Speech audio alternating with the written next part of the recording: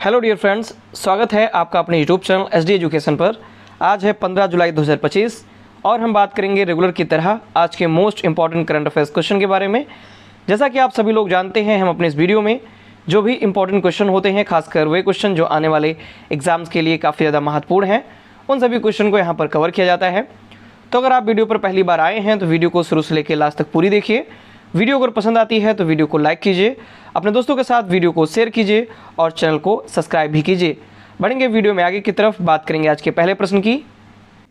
तो आज का पहला क्वेश्चन है, हाल ही में विश्व चिंपांजी दिवस कब मनाया गया? यानी कि वर्ल्ड चिंपैंजी डे या विश्व चिंपांजी जो दिवस है, ये हर साल 14 जुलाई को मनाया जाता है। तो ऑप्शन नंबर ए प्रश्न का सही जवाब हो जाएगा। आगे अगर हम डिटेल में बात करें वर्ल्ड चिंपैंजी डे के बारे में, तो विश्व चिंपांजी दिवस हर साल 14 जुलाई को मनाया जाता है।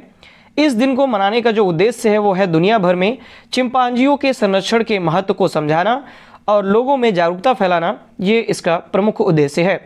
चिंपांजी जो है वो हमारे सबसे नज़दीक जीव वैज्ञानिक रिश्तेदार माने जाते हैं, क्योंकि माना जाता है कि जो उत्पत्ति है मानव की, वो कहीं ना कहीं उसके जो कुछ लक्षण है वो यहीं से ही निकले हुए थे। इसीलिए चिंपांजी को सबसे नज़दीकी जीव वैज्ञानिक रिश्तेदार माना जाता है।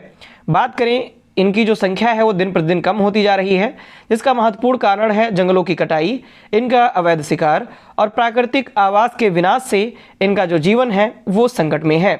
इसीलिए इन सब चीज़ों के बारे में जागरूकता फैलाने के लिए ये जो दिवस है वो मनाया जाता है। अगला क्वेश्चन है, अगले क्वेश्चन की ओर बढ़ेंगे।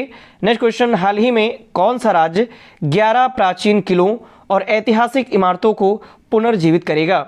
तो ऐसा करने वाला उत्तर प्रदेश राज्य है। ऑप्शन नंबर सी प्रश्न का सही जवाब हो जाएगा। यानी कि उत्तर प्रदेश राज्य 11 प्राचीन किलों और ऐतिहासिक इमारतों को पुनर्जीवित करेगा।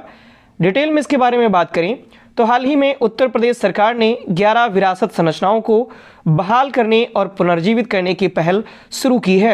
ये जो पहल है वो पर्यटन विभाग सार्वजनिक निजी भागीदारी यानी PPP मॉडल के तहत इन 11 प्राचीन किलों और ऐतिहासिक इमारतों को पुनर्जीवित करेगा। इस पहल का उद्देश्य है राज्य की जो स्थापत्य और सांस्कृतिक विरासत है इसको संरक्षित करना, साथ ही साथ पर्यटन को बढ़ावा देना इसका प्रमुख उद्देश्य है। आगे अगर बात करें तो जो भी विरासत स्थल होंगे उनको विरासत होटलों, सांस्कृतिक केंद्रों या संग्रहालयों में परिवर्तित किया जाएगा। कौन से 11 ये विरासत संरचनाएं हैं या विरासत स्थल हैं जिनको पुनर्जीवित किया जाएगा? तो डिटेल में बात करते हैं, इंपॉर्टेंट है, यूपी स्पेशल के लिए काफ़ी ज़्यादा इंपॉर्टेंट है।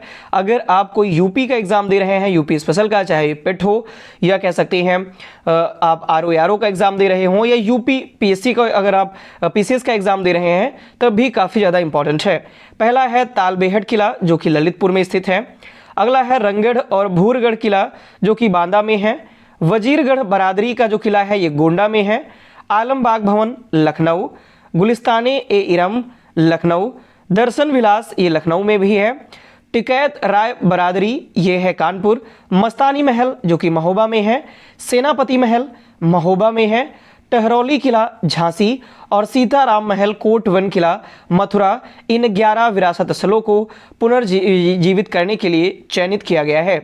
अगला क्वेश्चन है, अगले क्वेश्चन की ओर अगर हम बात करें तो हाल ही में किसने frontier 2025 the weight of time report जो है इसको जारी की है? तो ये रिपोर्ट जो जारी की गई है वो यूनेप के द्वारा जारी की गई। ऑप्शन नंबर बी प्रश्न का सही जवाब हो जाएगा। आगे अगर हम बात करें इसके बारे में तो हाल ही में संयुक्त राष्ट्र पर्यावरण कार्यक्रम यानी यूनाइटेड नेशन एनवायरनमेंट प्रोग्राम, इसने अपनी report frontier 2025 the weight of time जारी की है। यह यूनेप की 7वीं फ्रंटियर्स रिपोर्ट है। नेक्स्ट क्वेश्चन की तरफ बढ़ते हैं। अगला क्वेश्चन है, हाल ही में यूपी इंटरनेशनल ट्रेड शो 2025 का आयोजन कहाँ किया गया? तो यूपी इंटरनेशनल ट्रेड शो जो है इसका जो आयोजन है, यूपी नाम सुन के आप उत्तर प्रदेश मत लगाइएगा, ये हैदराबाद में इसका आयोजन किया गया। ऑप्शन नंबर सी प्रश्न का सही जवाब हो जाएगा। डिटेल में इसके बारे में अगर हम बात करें तो हाल ही में UP international trade show 2025 Hyderabad में अपना दूसरा प्रमुख घरेलू रोड शो ये आयोजित किया गया। इसका जो आयोजन है वो 11 जुलाई 2025 को हुआ। इस मेगा इवेंट का मुख्य उद्देश्य उत्तर प्रदेश की व्यावसायिक संभावनाओं, सांस्कृतिक विरासत और नवाचार की भावना को वैश्विक मंच प्रदर्शित करना, ये इसका प्रमुख उद्देश्य था। और साथ ही साथ इसका उद्देश्य है निवेश, निर्यात और उद्यमिता के लिए नए रास्तों को खोलना, ये भी इसका प्रमुख उद्देश्य है। अगला क्वेश्चन है, हाल ही में राष्ट्रीय चिकित्सा आयोग के अध्यक्ष के रूप में किसे नियुक्त किया गया है? तो इस प्रश्न का सही जवाब हो जाएगा ऑप्शन नंबर डी, यानी कि डॉक्टर अभिजात सेठ को राष्ट्रीय चिकित्सा आयोग के नए अध्यक्ष के रूप में नियुक्त किया गया है। भारत सरकार की कैबिनेट नियुक्ति समिति ने प्रसिद्ध कार्डियोथोरेसिक सर्जन डॉक्टर अभिजात सेठ को राष्ट्रीय चिकित्सा आयोग का नया अध्यक्ष नियुक्त किया है। इन्होंने डॉक्टर सुरेश गंगाधर का स्थान लिया है, जिन्होंने खराब स्वास्थ्य के चलते अपने पद से इस्तीफा दे दिया था।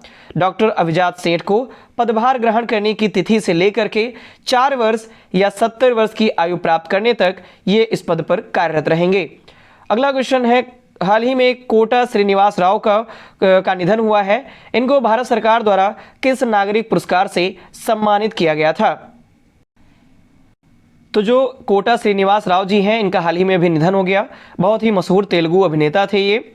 कई सारी आपने मूवी देखी होंगी अगर साउथ की, उसमें आपने इनको जरूर देखा होगा। तो इनको किस पुरस्कार से सम्मानित किया गया था? तो ये पद्म श्री पुरस्कार से इनको सम्मानित किया गया था 2015 में। बात करें अगर हम डिटेल में इसके बारे में, तो हाल ही में दिग्गज अभिनेता कोटा श्रीनिवास राव गारू का 83 वर्ष की आयु में हैदराबाद में इनका निधन हो गया। 13 जुलाई 2025 को ये प्रतिष्ठित तेलुगु अभिनेता हैं कोटा श्रीनिवास राव गारू, इनका हैदराबाद में निधन हो गया। भारत सरकार द्वारा इन्हें चौथे सर्वोच्च नागरिक सम्मान पद्म श्री, जो कि 2015 में इन्हें सम्मानित किया गया था। इसके साथ साथ आंध्र प्रदेश सरकार ने इन्हें 9 बार प्रतिष्ठित नंदी पुरस्कार भी प्रदान किया था। तो काफ़ी ज़्यादा फेमस और काफ़ी ज़्यादा प्रतिष्ठित तेलुगु अभिनेता थे कोटा श्रीनिवास राव, और इनका भी हाल ही में 83 वर्ष की आयु में निधन हो गया है। आप इनको देख भी सकते हैं, कई सारी मूवी हैं साउथ की जिनमें आपने इनको जरूर देखा होगा। अगले बढ़ते हैं अगले क्वेश्चन की ओर। 2025 की छमाही में CREA की रिपोर्ट के अनुसार भारत का सबसे प्रदूषित शहर कौन सा रहा? तो इस रिपोर्ट के अनुसार भारत का जो सबसे प्रदूषित शहर है वो बर्निहाट बन गया है। ऑप्शन नंबर सी प्रश्न का सही जवाब हो जाएगा। और जो दिल्ली है वो दूसरा सबसे प्रदूषित शहर बन गया है।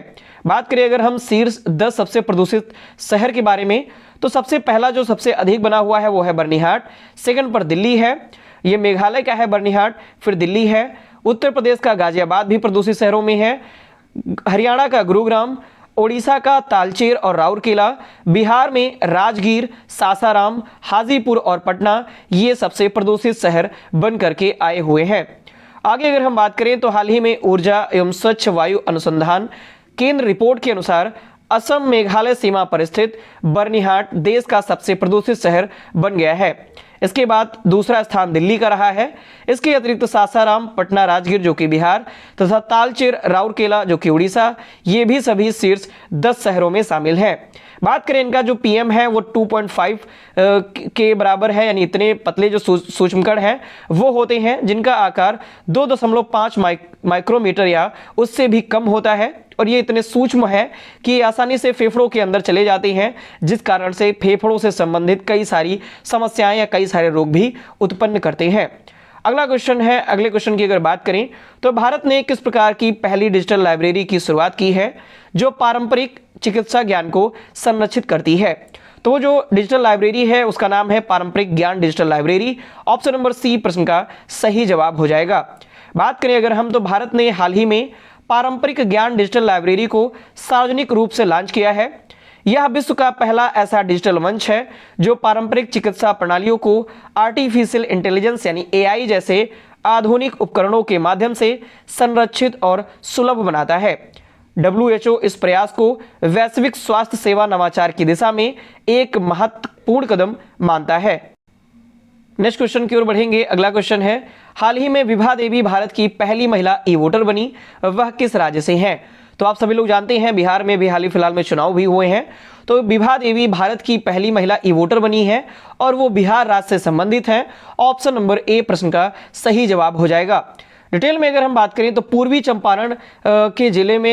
चंपारण जिले के पकड़ी दयाल वार्ड संख्या 8 की निवासी बिहार की विभा देवी ये देश की फर्स्ट वुमेन ई-वोटर बन गई है। जबकि अगर हम मुन्ना कुमार के बारे में बात करें तो ये पहले पुरुष ई-वोटर के रूप में इन्होंने वोट डाला हुआ है। तो अगर महिला पूछा है तो महिला में विभा देवी है, और अगर पुरुष में पूछा जाए तो मुन्ना कुमार ये पहले ई-वोटर बन गए हैं। उन्होंने मोबाइल के जरिए किए गए मतदान को एक सफल कदम बताया और कहा कि इस प्रणाली से समय की पूरी बचत हुई, साथ ही घंटों लाइन में भी नहीं लगना पड़ा है। अगले क्वेश्चन की तरफ बढ़ते हैं। नेक्स्ट और लास्ट क्वेश्चन है आज का। अंतर्राष्ट्रीय क्रिकेट परिषद यानी आईसीसी ने किसे जून 2025 के लिए पुरुष और महिला वर्ग में प्लेयर ऑफ द मंथ चुना? तो ये चुन लिया गया है हेलेन मैथ्यूज और एडन मार्करम को, यानी ऑप्शन नंबर सी प्रश्न का सही जवाब हो जाएगा। ये दोनों लोग, जिसमें हेलेन मैथ्यूज को महिला के लिए और एडन मार्करम को पुरुष वर्ग के लिए प्लेयर ऑफ द मंथ चुना गया है, वो भी जून महीने के लिए। बात करें तो अंतर्राष्ट्रीय क्रिकेट परिषद ने दक्षिण अफ्रीका के एडन मार्करम और वेस्ट इंडीज की हेलेन मैथ्यूज को जून 2025 के लिए पुरुष और महिला वर्ग में प्लेयर ऑफ द मंथ चुना है। 30 वर्षीय एडन मार्करम को आईसीसी के वर्ल्ड टेस्ट चैंपियनशिप फाइनल में ऑस्ट्रेलिया के खिलाफ लॉर्ड्स में खेले गए मैच में शानदार प्रदर्शन करने के लिए यह सम्मान मिला हुआ है। उन्होंने दूसरी पारी में 207 गेंदों में 136 रनों की जिताऊ पारी खेली थी, जिससे मैच जो है वो जीत गया था। तो ये थे आज के हमारे मोस्ट इंपॉर्टेंट करंट अफेयर्स के क्वेश्चन। आशा करता हूँ सारे क्वेश्चन आपको पसंद आए होंगे, वीडियो आपको इन्फॉर्मेटिव लगी होगी। तो अगर आपको ये वीडियो पसंद आती है तो इसके लिए आप वीडियो को लाइक करें, अपने दोस्तों के साथ वीडियो को अधिक से अधिक शेयर करें और चैनल को भी सब्सक्राइब करें। धन्यवाद।